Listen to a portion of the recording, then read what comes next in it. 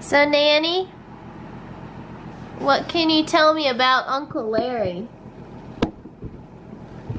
Well, he was just as near perfect as any young man could be.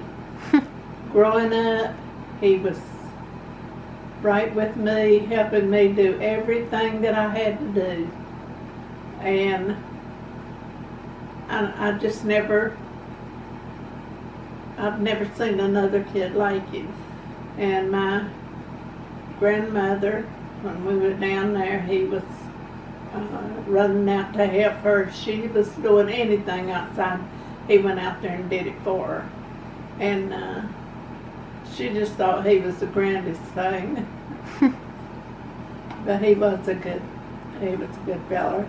And he had told Keith several times before he died that he was ready, that he had and that he had his family taken care of. He had enough.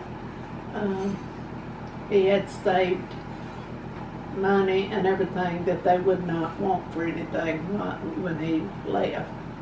Mm-hmm. And it just,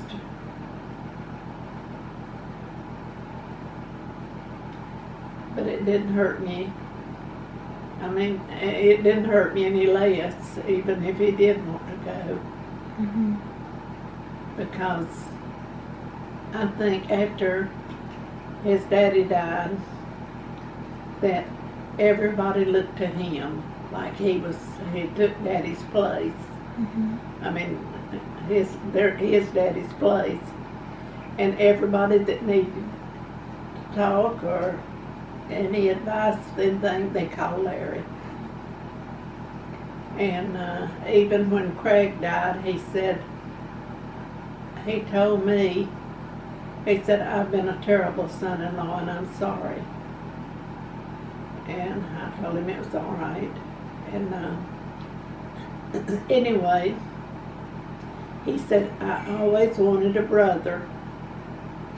And I had one all the time and didn't have sense enough to know it. Mm-hmm. Talking about Larry. Yeah. And because Larry was really a good person. And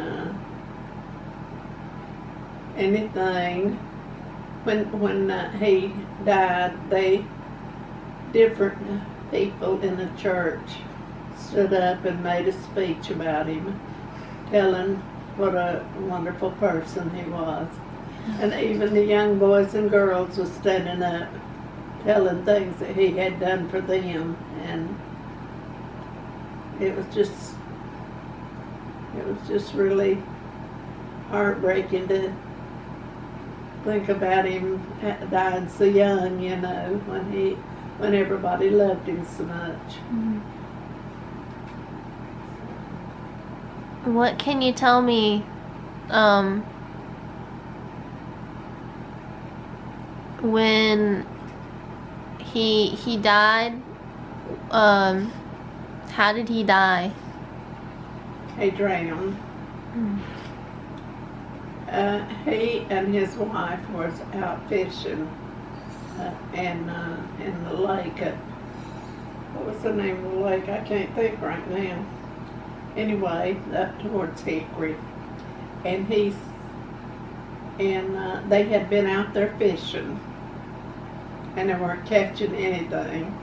And they decided, you know, it's hot, and they decided they'd taken off their life jacket already, and so they decided to go home because it was so hot. And they started out with their boat, and they were having a party out there on the side of the lake, and there was two teenage girls. They think they might have been drinking. Mm-hmm. So that they come on some kind of water skis or something and was headed straight for his boat. And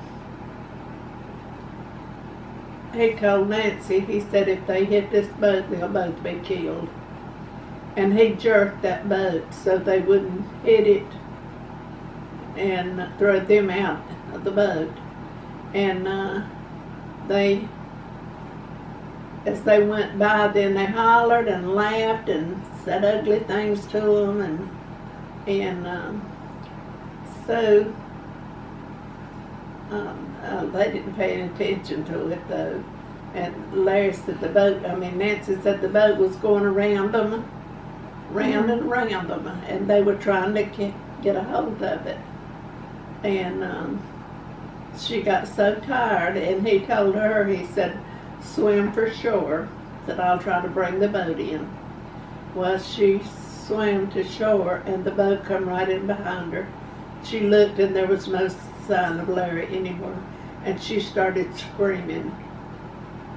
And there was a nurse there beside of her, and she took one look at her and said she was going into shock. So she called an ambulance, and for them to get her to the hospital. And they didn't find his body that night, that evening. They couldn't find it. The next day, they found it right where he went down. And the girls called and said that they was sorry. And they went to the police and told them it's their fault. And they wanted to apologize, tell them how sorry they were. And so he called Nancy, and she said, I might talk to him later, but I can't now. She just so bad of them causing him to die. And then she just didn't have anything to say to him right then. But she said if they can live with it, they'll have a long time to think it over. And so it was just unbelievable. And every Sunday morning when I would go to church, I would stop at that window and look out and see where Larry's grave. And he was so close to me that everything I'd done, he was helping me. And his daddy was not all that good, so he didn't have much use for him until he got older and changed. And I think he forgave him then. But he couldn't stand him being hateful to me or, doing the things he done. But anyway, I'm glad he got over that and forgave him, because he would go and see him. So I know everything was all right between them. And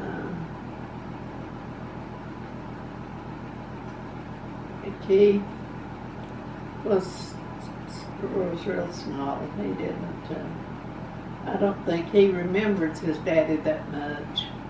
He said every time that he needed to talk to anybody or ask any questions about anything, he said he'd call Larry.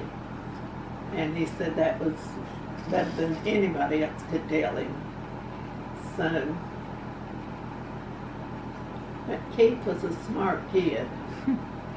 Now, and they said that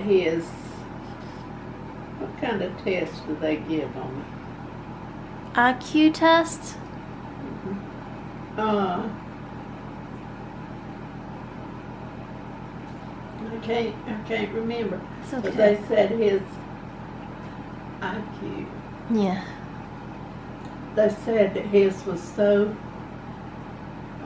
high that they wouldn't even tell what it was.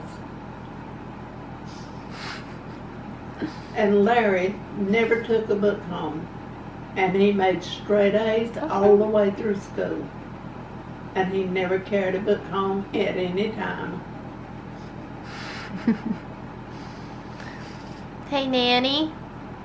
Do you remember the song about my dad bought me a dolly or something?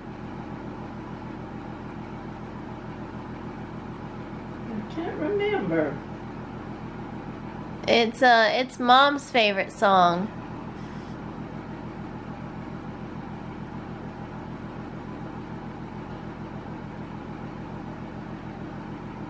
My daddy told me That's right.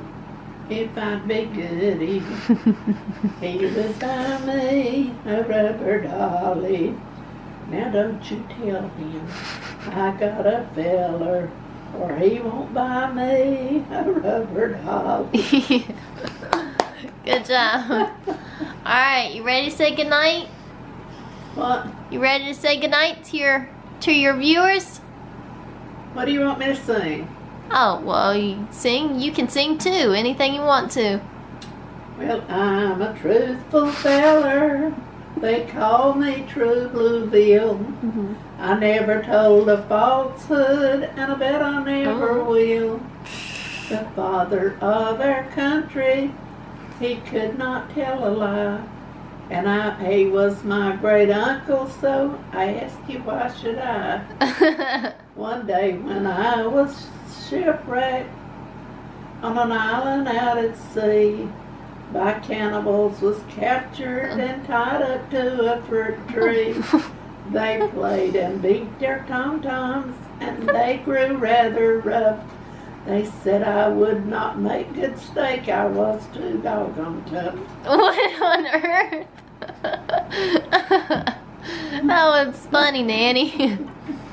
Alright, say goodbye to the camera. Goodbye. See you tomorrow.